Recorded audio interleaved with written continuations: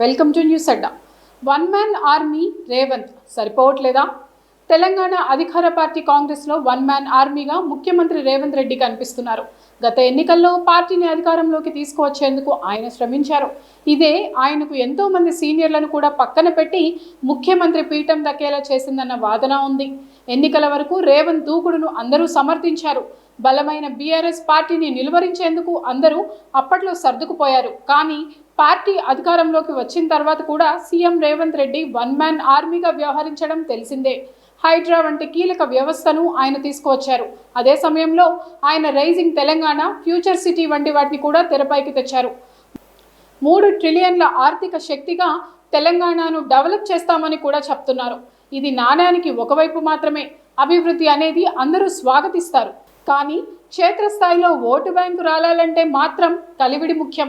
నాయకులు ఎవరైనా, కార్యకర్తలు ఎక్కడైనా కలివిడిగా ఉంటేనే పార్టీ పరంగా ముందుకు సాగేందుకు అవకాశం ఉంటుంది. ఈ విషయంలో రేవంత్ చర్యలు ఆశించినట్టుగా లేవన్నది పార్టీ వర్గాల్లో జరుగుతున్న చర్చ.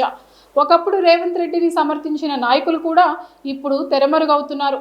తమ అభిప్రాయాలను చెప్తున్నారు. తాజాగా జీవన్ రెడ్డి పార్టీని వదిలి వెళ్లిపోయిన తర్వాత ఆన్లైన్ ఛానళ్లు కొందరు సీనియర్లను కలిసినప్పుడు రేవంత్ రెడ్డి వ్యవహారంపై వారు సూటిగా స్పందించారు.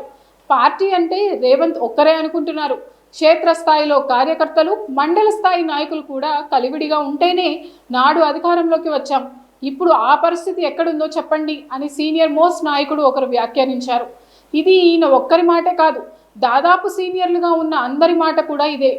ఒకవైపు బీఆర్ఎస్ పుంజుకునేందుకు ప్రయత్నం చేస్తోంది. కానీ కాంగ్రెస్లో ఒకే ఒక్క నాయకుడు అన్నట్టుగా రేవంత్ వ్యవహరిస్తున్నారని పెదవి విరుస్తున్నారు.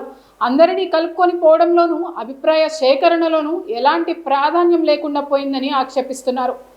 ఆయనకు నచ్చిన వారికి పదవులు ఇస్తున్నారు అంటూ కొందరు వేం నరేందర్ రెడ్డి వ్యవహారాన్ని తెర మీదకి తెస్తున్నారు. ఇలా చేయడం వల్ల వన్ మ్యాన్ ఆర్మీగా రేవంత్ను మెచ్చుకునే వారికి సంతోషమే అయినా క్షేత్రస్థాయిలో పార్టీ బలహీనపడిందని ఒకరిద్దరు చెప్పడం విశేషం.